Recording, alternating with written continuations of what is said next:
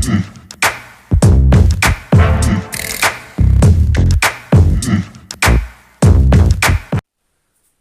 दोस्तों, हम पढ़ रहे थे समास। हमने पद की प्रधानता के आधार पर 4 प्रकार के समास पढ़ लिए थे।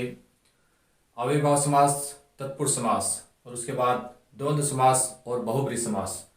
क्रमधारीय और द्विगु समास को हमने तत्पुरुष समास के अंदर ही रखा था, क्योंकि उसका भी द्वितीय पद प्रधान होता है। अब हम कुछ समासिक पद देखेंगे। जो समास तो एक हैं, लेकिन वो 2 प्रकार से होते हैं।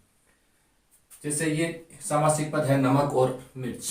नमक मिर्च, हम इसका समास विग्रह करते हैं तो ये होता है नमक और मिर्च। नमक और मिर्च। नमक मिर्च, नमक और मिर्च। कौन सा समास? और शब्द का लोप हो, द्वंद्व बने समास। द्वंद्व भी हमने पढ़ा था। द्वंद्व भी 3 प्रकार के होते हैं। कितने प्रकार के होते हैं? 3। एक इतरेतर, जिसमें दोनों का अर्थ होता है। नमक, जिसमें और से हम समास विग्रह करते हैं। एक होता है विकलात्मक, जिसमें 2 में से हमको एक को चुनना होता है। एक होता है समार, जो बहुत ज्यादा चीजों का समूह है होता है। नमक मिर्च 2 चीज है, दोनों का अर्थ आ रहा है, तो कौन सा हो जाएगा? इतरेतर द्वंद्व। इतरेतर द्वंद्व समास। इतरेतर द्वंद्व समास। एक से आ जाए, जैसा हुआ है वैसा बताओ। ये था सब्जी में नमक मिर्च दोनों ही तेज हैं। जैसा हुआ है वैसा बताओ। नमक मिर्च लगाने की जरूरत नहीं है।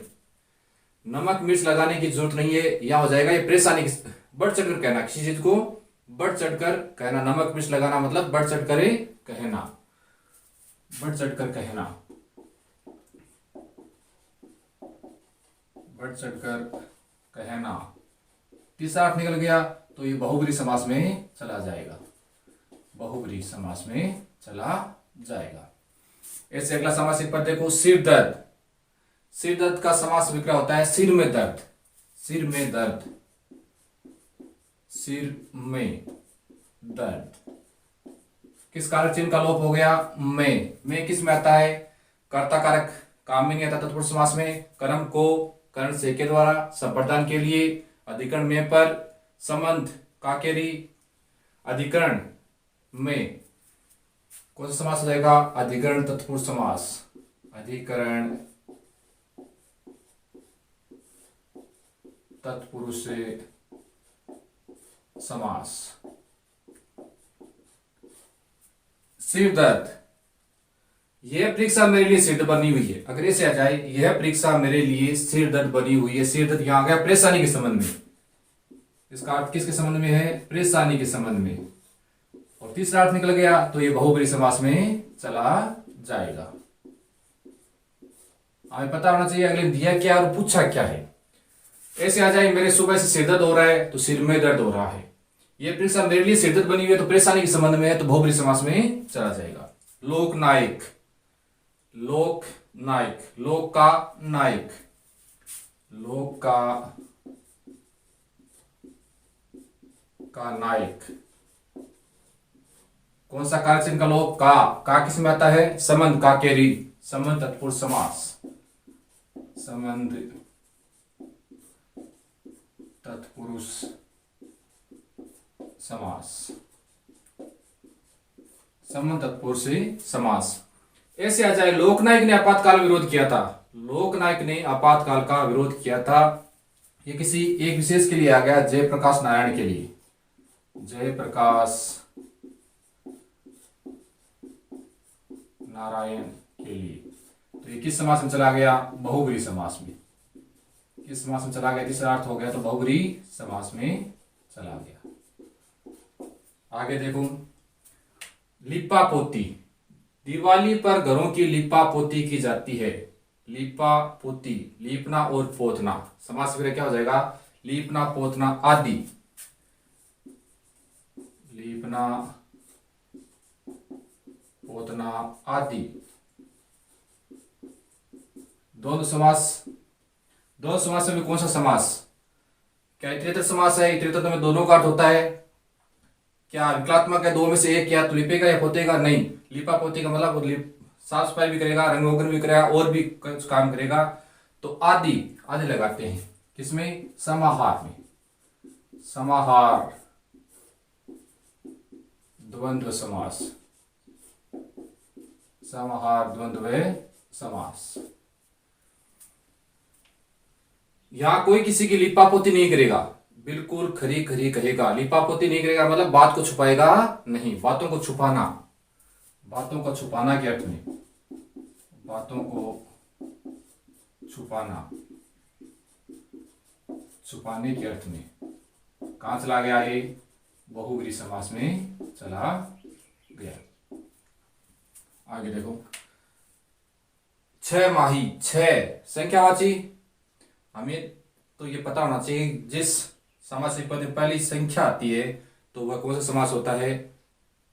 कौन सा समास होता है? द्विगु समास। और शब्द का लोप हो द्वंद्व बने समास प्रथम पद संख्यावाची अतः द्विगु के साथ। छह छह द्विगु समास है।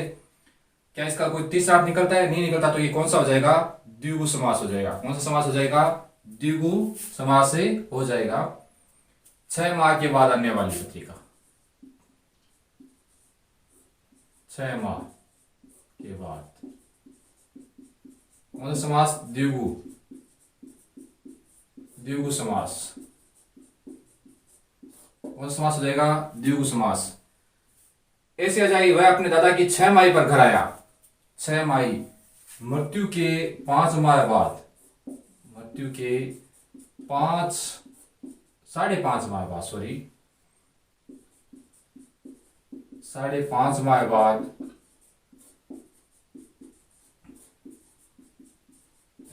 होने वाला क्रमकांड, होने वाला क्रमकांड के अर्थ में कहां चला गया? ये बहुव्रीहि समास, बहुव्रीहि समास में चला गया। चतुर्भुज संख्यावाची प्रथम पद आता द्विगु के साथ, द्विगु समास। 4 भुजाओं के क्षेत्रफल वाला कौन होता है? आयत। आयत के संबंध में कौन सा समास हो गया? द्विगु समास हो गया। कौन सा समास हो गया?